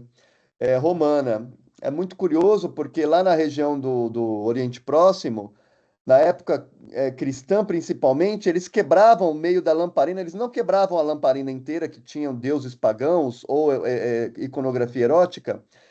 Para não perder a lamparina, eles quebravam intencionalmente só mesmo no centro para tirar a iconografia, para continuar aproveitando a lamparina, mas aquela iconografia não podia, porque né, numa situação cristã não se permitia. Pode passar, por favor. Aqui é uma pedra preciosa muito pequenininha, de 1 milímetro, que tem o retrato aqui do Alexandre o Grande. Estamos já entrando no período helenístico. Pode passar, por favor. Aqui outros objetos pequenos, né? Então, um botão, uma moedinha, uma estatuetazinha, também de período helenístico. Pode passar, por favor. Aqui as áreas de escavação, uma das áreas de escavação. Daqui a pouco eu vou mostrar todas as áreas de escavação do sítio arqueológico para vocês. Essa é uma área que foi de produção da púrpura e também virou área de produção de outras coisas, área comercial. E aí começou a escavação nessa D1 e aí foram achando mais coisas, ficou muito grande, acharam melhor subdividir. Então ficou D1, D2, D3, D4, D5. E achamos muitas coisas interessantes aí. Pode passar. Aqui é o complexo helenístico monumental, né? Então tem o monumento A, o monumento B. Aqui acredita-se que tinha um templo, e é muito curioso porque geralmente na antiguidade você aproveitava a área de um templo para poder construir um novo templo em cima daquela mesma área, que já era uma área de culto. Mas os romanos resolveram construir o seu templo numa área vizinha, que eu vou mostrar para vocês daqui a pouco. Pode continuar, por favor. Aqui mostrando para vocês aqui já escavado a estrutura da parede, né, da muralha. Pode passar, vou passar rápido. São muitos slides, só para vocês terem uma dimensão. As cores diferentes significam estratos diferentes, né? Períodos diferentes de ocupação helenística. Então, vai do helenístico tardio até o helenístico recente, mais próximo ao período romano. Pode passar. Aqui algumas paredes, de novo, né? A área, depois de escavado, fica assim, limpinho, bonitinho. Dá para tirar foto, dá para fazer o registro e o estudo. Pode passar. Aqui um detalhe com as flechas pretinhas aqui mostrando, com 2 colunas aqui no centro. Então, vou mostrar para vocês na sequência as colunas caídas. Pode passar, por favor. Vejam aqui a área com as colunas caídas, onde ficavam aqui colunas aqui no meio. E depois tem o reaproveitamento dessas colunas em períodos posteriores. Pode passar, por favor. Olha aqui as colunas, né? Estão todas aqui alojadas aqui no meio e muitas delas foram cortadas na metade para se usar como sustentação de paredes. Pode passar. Aqui, pode continuar passando, aqui é outra foto. E aqui fragmentos de objetos arquitetônicos reutilizados. Isso é muito comum na antiguidade, não é? Eles chamam esse reaproveitamento de objetos arqueológicos de espólia, né? E então, período romano, período medieval, períodos mais tardios, período árabe, você vê muito disso. Então, ele pega lá uma coisa que é de época mais antiga, de época fenícia, uma construção de época fenícia, arranca dali e leva para a nova construção. Lá em Portugal, onde eu trabalhei nas escavações arqueológicas, eles desmontaram todo o fórum romano, sobrou quase nada. E aí você anda nas casas da vizinhança, as peças estão todas nas casas, né? É bom barato. Pode passar, por favor. Aqui é um palácio que foi comparado a um palácio de uma cidade vizinha também. que foi encontradas as estruturas lá em Teodor também. Pode passar, por favor. Aqui é uma cabeça de uma estátua helenística, uma erma, que foi encontrada na escavação arqueológica, e é muito interessante porque aqui já está limpinha, mas passa para o próximo slide, por favor. Aqui a gente vê ela sendo retirada da escavação arqueológica, né? Então, onde ela foi encontrada, aqui nos dois de cima, vocês veem os meninos escavando e retirando, e aí ela retirada e depois tratada para publicação e exposição. Pode passar, por favor. Aqui é um mosaico que também foi encontrado nessa área D, que tem a figura do deus Dioniso. É um mosaico belíssimo, um dos mais reconhecidamente belos ali da região, cheio de flores e o Dioniso jovem e tal. Passa para o próximo, por favor. Aqui mostra, né, o momento em que ele está sendo encontrado ali, em vermelhinho, a área que ele foi, o círculo vermelho na D1 mostra onde ele foi encontrado. Aqui a junção das pecinhas do mosaico para a reconstituição dele. Hoje ele está lá no museu. Pode passar, por favor. E ele foi publicado, né? Então ele foi publicado tanto em revistas acadêmicas, científicas, mas ele também foi publicado em conteúdo para o grande público, não é? Isso é o interessante da arqueologia, né? Tem essa esfera que transita entre a produção científica, a construção do conhecimento, mas também que abraça o grande público, né? O público em geral. Pode passar, por favor. Aqui algumas descobertas da área D1, não é? Isso aqui foi da temporada de 2000, como vocês podem ver na legenda. Aqui é uma estátua da deusa Nike, é uma espécie de acrotírium que ficava ali no teto, bem no telhado, né? Na ponta do telhado. Aqui é uma base de coluna e o próprio mosaico. Pode passar, por favor. E aqui são as áreas de escavação, né? No PowerPoint ia ficar pulando as bolinhas, ia ficar bonitinho. Aqui no PDF não vai ficar. Mas se vocês olharem comparativamente, aqui é a planta do sítio do lado esquerdo, com as áreas, área de escavação E, área de escavação G, as áreas D, como eu falei, a B, a C e a F e a H aqui no canto esquerdo. E aqui o que é correspondente, né? Aqui de período romano. Então, a área aí aqui de cima são os banhos, são as termas. Aqui a área do templo, que é a FH, em rotinho vocês veem o comparativo. A parte central é o fórum, a piazza. Aqui em cima à direita é a área residencial, que é a área C e a área A. Aqui estruturas públicas. E esse complexo da área D é uma área industrial, comercial e até residência foi encontrada aí também. Só para vocês entenderem do que eu estou falando da área de escavação, tá bom? E voltando às moedas, só para fechar a ideia, voltando às moedas, então eu fico localizando as moedas, se ela foi encontrada no fórum, se ela foi encontrada no templo, e o que significa isso, né? Por que essa moeda, por exemplo, a maioria esmagadora das moedas foram encontradas na área do fórum. Isso tem uma razão de ser, porque é uma área de mercados, né? É uma área de comércio. Mas também tem coisas interessantes, como moedas estrangeiras que são encontradas no templo. Significa que o cara que veio pelo mar no navio, ele veio também com uma intenção não só de comercializar, ele desceu do navio e ele foi peregrinar e lá no templo ele foi lá rezar, orar. Nós não sabemos para que Deus é o templo, né? Perdeu-se tudo. Mas é interessante que as moedas dessas pessoas que vinham peregrinavam ali também. Então, isso é interessante de se observar.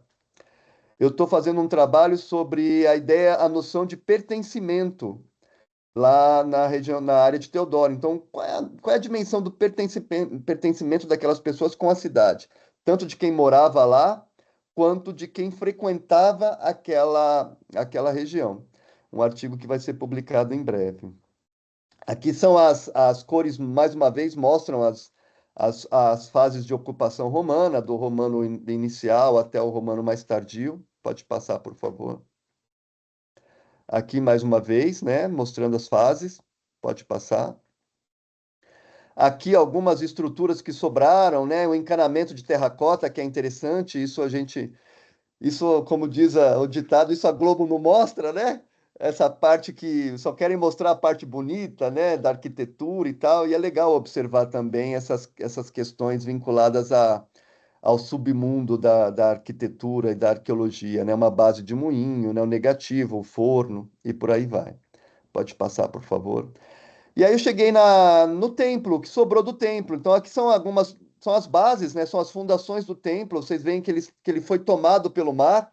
Com o passar dos séculos, o mar foi chegando e abraçou o templo, erodiu o templo. Grande parte do que foi encontrado na área do templo foi conseguido recuperar nas escavações subaquáticas aqui do entorno. Tem publicações sobre isso, mas é interessante observar que sobraram as bases. E aqui na parte de cima tem as estruturas que faziam parte de todo esse complexo do templo, que é da área H e da área G. Pode passar, por favor. Aqui uma reconstituição, aquela plaquinha básica do sítio arqueológico que mostra, né, como que era idealmente o templo. Então são dois templos, um voltado à frente para cá, como vocês podem ver, e um horizontalmente. E eu tento entender um pouquinho como era o caminhar, a frequentação, a pessoa saía da área do fórum, ia para lá. E não é longe, né? O fórum fica a uns 200 metros, mais ou menos, do templo. Então é tudo muito pertinho, né? Então esse é o complexo do templo. E à direita, algumas paredes de estruturas do templo. Pode passar. Eu achei essa foto muito interessante. Essa não fui eu que tirei, essa eu achei na internet, as outras eu que tirei. Mas essa é legal porque mostra os turistas visitando tudo aqui, né? E a foto foi tirada de cima. E aí eu fiz uma analogia com a época das peregrinações, das pessoas que iam até o templo e ficavam, né, circulando por ali. E eu achei essa foto muito interessante porque ela também mostra as estruturas mais à direita aqui da foto, né, do que era o templo, né? O templo não é só o templo, ele também tem estruturas, tem um complexo, né? Pode passar, por favor. E aqui mostra também mais uma foto em cima à esquerda, estruturas do templo. Aqui circundado em verde, né, a área ao lado do templo em que foram encontrados esse mosaico com golfinhos, que é uma casa, é uma residência suntuosa, que eles chamaram Casa dos Golfinhos, que estava, de certa forma, conectada à área dos templos. Pode passar, por favor. E aqui é aquilo que eu falei para vocês, olha, o reaproveitamento da coluna. Eles cortaram a coluna na metade e fizeram aqui a coluna como uma base aqui para ajudar na sustentação da parede. Pode passar, por favor. Aqui aquilo que nós sobrou, né, daquilo que era o teatro romano, temos o barranco aqui e o negativo mostrando essa área não foi explorada ainda pelos arqueólogos. Está na pauta. Pode passar, por favor. E aqui é o Museu Misgaga, aquele que eu falei para vocês, que é um museu muito simpático. Misgaga significa vidro, né? E ele era um museu do vidro. E o vidro tinha muita produção de vinho ali no século XIX, só que não conservava bem. Eles produziam, inclusive, o vidro ali já para fazer o armazenamento e nas regiões vizinhas. Não deu certo, mas ficou ali a estrutura e eles fizeram, então, transformaram aquilo no museu arqueológico, um museu do próprio sítio arqueológico. Então, ali em cima vocês veem uma das naus que eles colocaram ali na entrada do museu, fizeram uma reprodução de um navio de época. Aqui dentro, aqui embaixo, uma reprodução de uma salinha, né, de uma cozinha que tinha ali os objetos e os mantimentos. E aqui uma sala que tem todos os vasos, as ânforas e por aí vai, né? Que também armazenavam vinho, óleo e tantas outras coisas. Aqui uma parte muito inacreditável, né? A parte que mostra vestígios arqueológicos da tentativa de Napoleão Bonaparte de conquistar essa região. Não sei se vocês lembram, mas o Napoleão Bonaparte invadiu o Egito, né? Tanto é que tem a descrição do Egito, né? Que aqueles sábios de Napoleão publicaram depois. E Napoleão pegou um destacamento dele, ele queria expandir mais para o Oriente. Então ele pegou, atravessaram ali o Sinai, foi uma coisa muito louca. Depois vocês analisem, vão atrás, porque é uma história até bonita de ver.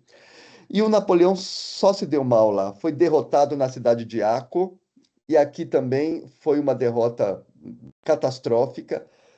foram acometidos por uma doença, algum tipo de vírus tipo uma Covid da época que pegou e matou todo mundo, foi uma loucura.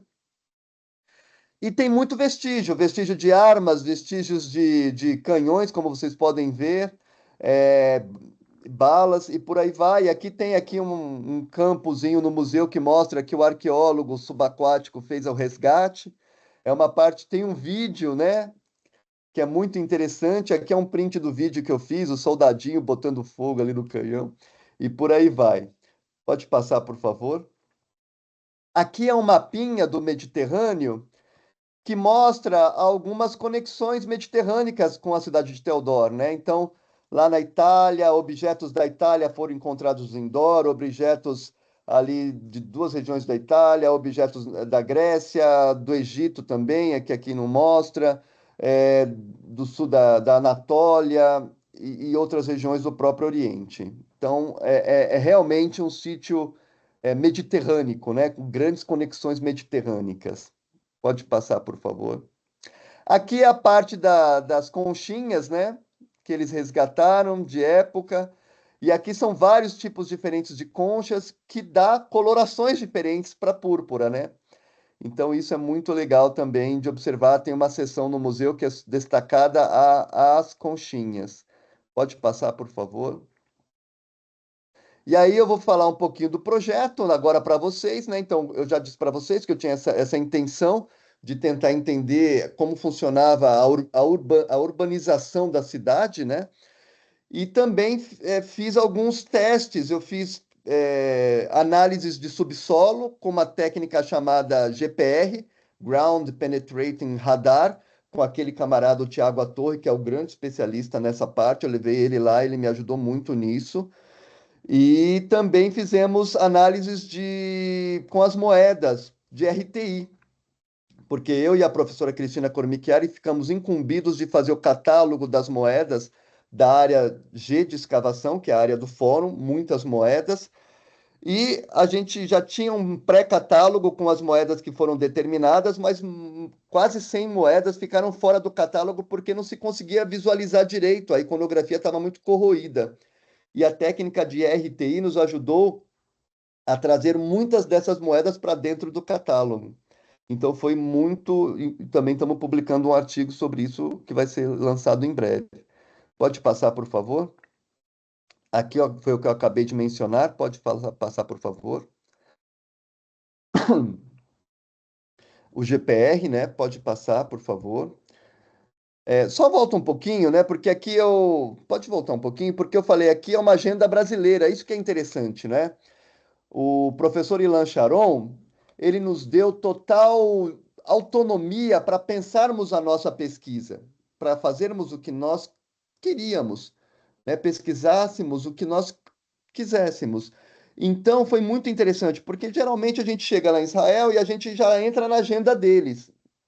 Então nós fizemos a nossa agenda, isso foi muito legal. E eles abraçaram a nossa proposta. Pode passar, por favor.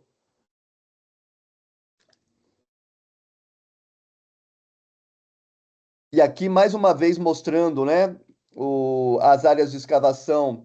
E aqui, em laranja, eu não comentei na anterior para vocês, nós temos as ruas.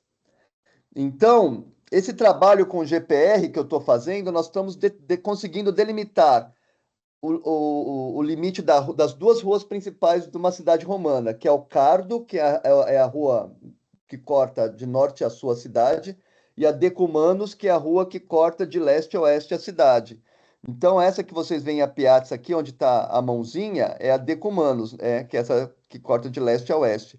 E essa aqui de cima do fórum, se você puder pôr a mãozinha aqui nessa de cima, que corre para cima do fórum, aqui, Piazza, isso, essa daí é a Cardo. Então, esse nosso trabalho está conseguindo desvelar as estruturas da rua. Então, está sendo muito legal também. E outras estruturas mais que eu quero mostrar rapidamente para você agora. Pode passar, por favor? Aqui é só um exemplo de uma cidade chamada Faleri 9, que fica lá na Itália, que recentemente eles aplicaram GPR. E é como se fosse uma tomografia do subsolo. Então, ela consegue, sem intervenção arqueológica, mostrar onde estão os elementos arquitetônicos da cidade. Então, vocês podem ver, a norte tem um monumento, a sul tem o teatro, tem um templo aqui, os banhos. Vamos indo para leste, ó. Tem o templo, tem banhos, tem o mercado, tem o templo lá a leste. Então, eu peguei esse exemplo de Faleri 9, porque é um exemplo muito legal, porque você consegue visualizar tudo, né? E é exatamente isso que a gente está fazendo lá em Israel. Pode passar, por favor? Aqui são as áreas que a gente pegou do sítio arqueológico para aplicar o GPR. Vocês podem ver nas cores diferentes, né? Fomos 3 vezes para Israel para fazer essas aplicações. Pode passar, por favor. E aqui é a técnica que nós utilizamos, né? Essa aqui é a máquina, é uma máquina da USP. A gente levou para Israel e a gente aplicou. A gente achou que ia ter dificuldade de entrar lá com os equipamentos, não foi tranquilo. Só não podia drone. Drone não podia, porque a questão de segurança lá é muito séria, né? Pode voltar, por favor? É interessante porque olha como está aflorado o material. Ó. A gente está andando pelo campo e está encontrando material arqueológico de período romano, por exemplo, né? Então é um sítio arqueológico realmente com muito potencial, né? Pode passar, por favor? Aqui, toda vez que nós chegávamos num ponto, numa esquina, né, num canto, nós tirávamos as coordenadas geográficas com o RTK. O RTK é uma evolução do teodolito, né? Então nós tivemos o mundo arqueológico teve várias evoluções. Primeiro era o teodolito, que os topógrafos usam, vocês veem na rua, né? O cara com aquele tripézinho e medindo a rua, aquele é o teodolito. Aí evoluiu para a estação total, né? E a última evolução é o RTK, que capta com uma precisão muito grande as coordenadas geográficas. Pode passar, por favor. Aqui era um videozinho que eu ia mostrar para vocês, um vídeo aéreo. Infelizmente eu mandei o PDF, né, por conta do tamanho, e nós perdemos o vídeo. E aqui foi o que a gente conseguiu desvelar. Então, aqui é uma estrutura que a gente pegou, aquele que está em branquinho ali na imagem, é a continuação dessa estrutura que vocês veem mais para cá, né? Então, ela é uma estrutura que corre paralelo à rua, que ela tem o dreno, então toda a rua tem o dreno por baixo dela, né? Pode seguir, por favor. Pode passar. Aqui é uma outra estrutura a gente pode observar de cômodos, né? Então é algum edifício que está aqui que a gente também conseguiu captar. Então fica aqui, hashtag fica a dica para a gente gastar nossa energia escavando justamente aqui, né? Pode passar, por favor. Aqui, né, uma foto ampliada do grid. Pode passar, por favor. Só para vocês terem uma ideia como é que funciona essa técnica. Aqui já passei para o RTI, né? Então muitos dos alunos do Carlos que foram para o MAI já tem uma dimensão do que é o RTI, então essa reflectância, né, de poder projetar várias fotografias de vários ângulos diferentes e poder ter um jogo de luzes que nos possibilita enxergar coisas que passariam batido. Pode passar, por favor. Aqui nossos trabalhos, né, no laboratório, com as moedinhas, fazendo a catalogação, medindo, tirando o eixo das moedas para pôr no catálogo, o peso das moedas, tudo, né, foi um trabalho que a gente fez lá em uma das nossas idas. Pode passar, por favor. Aqui é o RTI, né? Ele é visualizado pelo software RTI Viewer e ele mostra várias possibilidades de visualização da moeda. Pode passar, por favor. Wagner, você tem 10 minutos. Tá bem, estamos indo para o final já. Aqui a professora Juliana Ora, né, com a aluna Jéssica, aplicando o RTI lá no Museu de Arqueologia, quando ela estava fazendo um pós-doc com as peças do MAI. Pode passar, por favor. Ela foi uma das precursoras do RTI no museu. A partir dela, eu montei, da experiência dela, né, eu montei meus projetos. Aqui, mais exemplos dos meninos trabalhando com RTI. Eles pegaram uma expertise muito boa nisso, né? Hoje em dia, eu tenho aluna que estuda peças egípcias e aplica o RTI e por aí vai. Pode passar, por favor. Aqui são alguns exemplos, né, de aplicação da moeda sem o RTI, com o RTI, como a gente consegue ter um enriquecimento na visualização, a gente consegue captar, às vezes, uma legenda, um detalhamento que tinha passado batido, né? Então, essa moeda é interessante porque essa moeda é uma moeda de Teodor, que tem a deusa Tique, que é uma deusa protetora da cidade, e ela foi emitida à época do imperador Tito, né? Então, é uma moeda. Inclusive, eu tenho o rosto dele aqui com uma contramarca, que era uma estratégia, né, de se valorizar, revalorizar a moeda muitas vezes, né? Ou também a contramarca era feita com uma intencionalidade política. Por exemplo, os judeus, na época da revolta dos judeus contra os romanos, marcaram bem na cara do imperador motivos judaicos, como uma menorá ou um lírio ou outra coisa qualquer, né? E aqui é interessante porque a deusa Tique, ela tá com uma coroa de torres na cabeça, que é bem característico dela. Ela segura uma cornucópia, não é? Que é aquele chifre que tem frutas, que é um símbolo da fertilidade. E no lado, na outra mão, ela segura um estandarte legionário romano, o que mostra o caráter bélico da cidade também, né? Pode passar, por favor. Aqui é uma moeda também emitida em Teodoro, que foi emitida à época do Agripa II. É um templo que acredita que seja a Otávia que está dentro dele. E aqui no reverso dessa moeda tem um outro templo, né? Um templo de estilo que talvez seja a Pompeia Sabina, porque tem inclusive a inscrição, né? Pode passar, por favor. Aqui é uma moeda que foi emitida lá em Jerusalém, que tem motivos aqui que comprovam que ela foi emitida na época da primeira revolta dos judeus contra os romanos e que teve um raio de circulação bem grande, né? Foi para lá em Teodor, mais ao norte de Israel. Então, ou algum judeu levou para lá, né, nessa de comercializar, né, ou realmente o alcance da moeda foi muito grande. Pode passar, por favor. Aqui é uma outra moeda emitida em Jerusalém, que tem só uma cornucópia, né? Na moeda em um dos lados e no outro lado mostra aqui o busto do imperador Trajano. Pode passar, por favor. Aqui, olha essa moeda, né? A moeda não dava para ver absolutamente nada, e com RTI a gente viu que tinha um rosto ali, né? Tinha um busto ali, né? Que era do imperador Heliogábalo, né? E essa moeda foi emitida em outra cidade ali da região, que é Cesareia Marítima. Pode passar, por favor. Aqui é uma moeda que foi emitida numa outra cidade ali da região, chamada Pânias, que é do imperador Heliogábalo, que tem os Zeus em pé. Dá para ver ali muito vagamente, né? Os Zeus ali dentro do templo, né?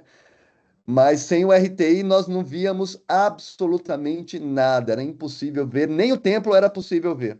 Só para vocês terem uma ideia do potencial que tem essa técnica, né? Pode passar, por favor. Então, para moedas de escavação, a técnica é muito boa, né?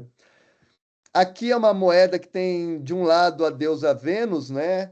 Em pé, muito, até para o nosso olhar contemporâneo, até sedutora, né?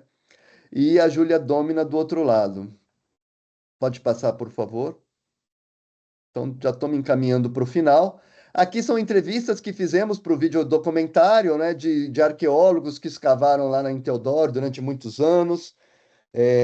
Coletamos muita entrevista e depois a gente teve que fazer uma síntese disso, senão o documentário ia ficar muito grande. Pode passar, por favor. Aqui é dentro do Museu Misgaga, né? A gente fazendo uma entrevista com a curadora do museu, que quando era jovem escavou lá também em Teodoro, e depois passaram-se os anos, ela virou curadora lá do museu. Eu e a professora Cristina Cormichiari ali do lado, pode voltar ali só rapidinho, por favor. Né? Ali é o Dror. Coincidentemente, o nome do camarada é Dror, e ele está filmando no sítio arqueológico de Dor. Isso foi muito engraçado para gente. E aí a gente tomando aqui a entrevista, então ela está falando em hebraico e aí vai ter a legenda em português, né? Dos momentos que se fala em outra língua vai ter a legenda. Pode passar, por favor, já estou me encaminhando para o final. Só para dizer para vocês que recentemente eu publiquei lá na Romanitas um artigo sobre o sítio arqueológico de Teodoro, que dá para as pessoas conhecerem um pouquinho mais, se quiserem. E vai sair agora também na revista Fênix um artigo sobre as peças egípcias que nós encontramos lá em Teodoro, da época que Teodoro foi ocupada pelos egípcios. Vai sair no próximo semestre numa revista lá do Rio de Janeiro também. Então a gente está publicando, né, a respeito desse trabalho que está sendo muito interessante. E só para finalizar, por favor, na outra propaganda, né, recentemente saiu o livro Arqueologia do Oriente Antigo, a materialidade através do tempo, que discute muito, são leituras muito atualizadas de uma arqueologia que se faz sobre cidades da região. Então, Egito, pega a Turquia, pega Líbano, pega Chipre, pega Israel. Então, está gratuitamente disponível em PDF no portal de livros abertos da USP. Todo mundo que quiser tem capítulos de todo mundo. E aí, pode passar. Eu finalizo então agradecendo a atenção de vocês. Estou aberto aqui para tirar dúvidas caso necessário. Muito obrigado. Obrigado, Wagner. É, fantástico, fantástico. Perdão, trabalho com atividade, eu fundamentalmente trabalho com documentação literária, por uma questão de escolha, né? Embora ache muito sedutor, envolvente o trabalho com a cultura material. E aí, antes, né, de me manifestar, alguém tem alguma pergunta, professor Wagner? Alguém tem algum comentário? Alguém tem alguma dúvida? A Ângela só colocou que foi maravilhoso. E um Obrigado. adendo, né? Vale a pena a gente destacar que o que o professor Wagner fez aqui hoje foi, né, fazer um passeio, quase que um beabá para as pessoas que não conhecem e não entendem como se dá o processo arqueológico. Então, muito obrigado de coração, porque ó, foi digno de Tito Livio, porque fazer o que fez em 45 minutos Eu foi falei, bom, vamos incrível. lá, né? Falei, temos que falar, vamos falar, né? Só uma coisa rápida, Claro. né? Você que contou que trabalha com documentação textual, né? Eu estava num evento lá no Rio de Janeiro, semana retrasada, e eu assisti uma palestra dos latinistas, né? E uma menina trabalha com Ovídio, a professora de Minas Gerais, de Uberlândia. E aí ela contando que ele foi exilado lá na região do Mar Negro e tal, né? Ele conta isso, né, nos seus textos. E eu já fiquei com aquilo na cabeça, encantado. Eu falei, meu, dá uma pesquisa para tentar fazer um jogo entre a documentação textual e a documentação arqueológica, né? Existem sempre muito potencial para fazer trabalhos dessa natureza, né? Que envolvem a arqueologia e o texto, né? Lá no Oriente, a gente usa muito Flávio Josefo, que é uma fonte textual importante para a gente, não é? Ou mesmo a Bíblia, né? Muitas vezes, né? E eu tive uma aluna de mestrado que trabalhou o Marcial, e aí ela ficou, porque tem a cidade romana ideal de Marcial, e ela tentou mostrar como que arqueologicamente era a cidade naquele momento que Marcial está descrevendo Roma, para ver se dava match, né? Para ver se batia. E a gente consegue fazer coisas muito interessantes nesse sentido, né? Não, eu acho fantástico. Eu trabalhei com o Carlos Eduardo no projeto dele de numismática quando estava iniciando no Rio de Janeiro, lá no Museu Histórico Nacional. E foi muito curioso, porque eu e Carlos a gente já tem uma trajetória acadêmica de longuíssima data. Então, o projeto era dele, inicialmente para o doutorado dele em História, depois se prolongou para o doutorado dele em Letras Clássicas, e eu leio o material dele, então eu sei do que se trata, eu entendo, eu pego as referências teóricas para ler, os referenciais do lote, mas eu não trabalho com. Era muito prazeroso nós pegarmos a moeda e botar todo, digamos, o EPI, né? Botar luva, botar máscara e faz medição e pesa. E na época o projeto ele estava com a proposta, por meio de uma parceria com o Instituto Federal aqui no Rio de Janeiro, de convidar os professores de química para retirarem amostras da moeda para verificar a sua composição química e saber onde que possivelmente aquela moeda teria sido produzida. Foi fantástico. Foi uma experiência assim que, para mim, foi muito muito particular, foi muito única. Então, E, ver e- você e- falar foi fantástico porque eu rememorei essas questões. Mas pode falar, muito. Wagner. Não, uma coisa que eu acho que é interessante também de abordar aqui, com relação ao museu Miss Gaga, como todo museu, ele tem um trabalho educativo muito intenso. Então, ele recebe grupos escolares do país inteiro, praticamente, e eles têm um trabalho muito legal com as crianças. Então, essa questão de externar o patrimônio, né? Eu estou orientando uma doutoranda em conjunto com um camarada lá de Pelotas, o professor Diego, e uma vez ele falou uma coisa que é muito interessante para pensar o patrimônio, né? Ele falou, e eu tenho pensado muito isso em relação às coisas de Israel. Ele falou, e isso valeu para ela, né? Porque a pesquisa dela tem a ver com patrimônio, né?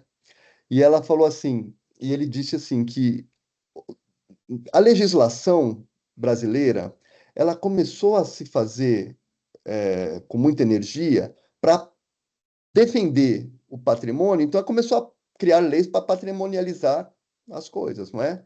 Que iam para os museus.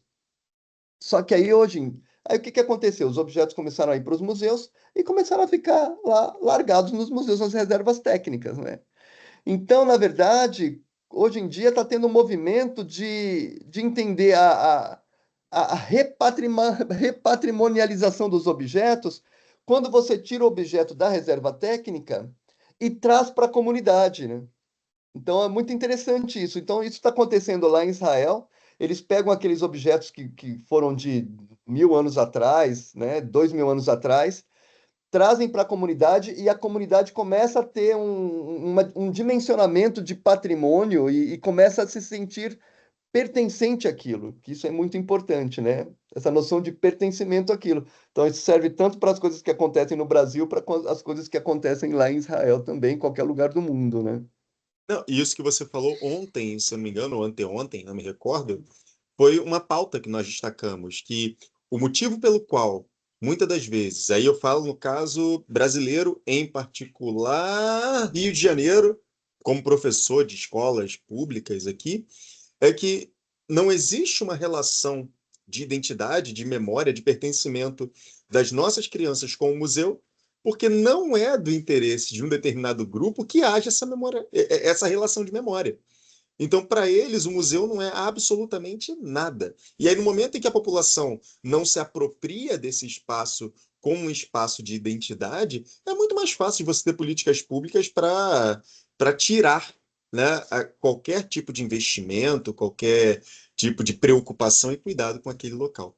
Então, E é sempre uma memória construída, né, aos ventos do seu interesse, né? sempre. Então, por exemplo, aqui em São Paulo, a grande memória de uma, né, a projeção, a venda de uma ideia de uma memória paulistana é o Museu do Ipiranga, né? Uhum, Que tem a coisa do grito do Dom Pedro, as margens do Ipiranga, aquela coisa toda. Só que, quando o museu foi levantado, né, erigido, ali na virada do século XIX para o século XX, a população periférica de São Paulo nem sabia o que estava acontecendo. E ainda hoje, se você for nos extremos leste ou sul de São Paulo e falar o que você acha do Museu do Ipiranga, ele vai falar, não sei, o que que é isso? Não sei nem o que que é isso. Né? Então, essa relação da memória e do pertencimento, né? E como isso também tem a ver com quem você quer atingir e como atingir, né? É isso mesmo. obrigado, Wagner. Alguém tem alguma colocação para o professor Wagner? Colocaram aqui no chat que até a Miriam, ela falou que está um pouco ocupada no trabalho, mas está aqui porque adora o tema. Então, obrigado, Miriam. A Miriam ontem falou, né, que eu sou um cara muito doido e o áudio dela estava aberto, mas que eu sou inteligente. Então tem o seu mérito. Wagner, Que beleza, né? muito obrigado, tá, pela sua participação, pelo seu envolvimento, ainda que nessa, né, Sim, nesse não, traslado e aí. faço questão, fiquei muito feliz e agradecido pelo convite. Sempre que precisarem da gente, a gente vai participar, falar um pouquinho sobre as temáticas que a gente trabalha. É uma alegria, viu? Tá, é toda nossa. E espero que a gente possa estreitar aí as nossas relações acadêmicas. Muito obrigado, tá? Dúvida. Um forte abraço a você, Luiz Felipe, um forte abraço a todos os seus alunos. E quando aparecerem por São Paulo, visitem o Museu de Arqueologia, venham tomar um café comigo, serão muito bem recebidos, tá bom? O Maia é fantástico. Então, muito obrigado, Wagner. Um abraço.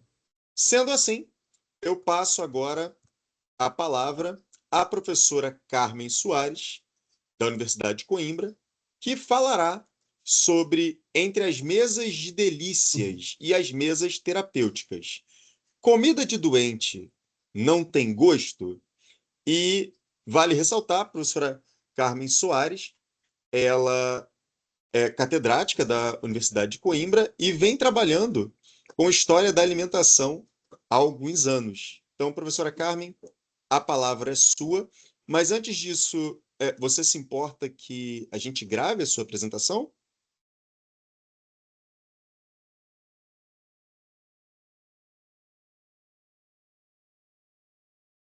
Professora Carmen, se você está falando, eu não te ouço. Ok, e agora já Agora ouve? ouvi, agora ouvi, agora ouvi. Sim, podem gravar, sim, era o que eu tinha dito.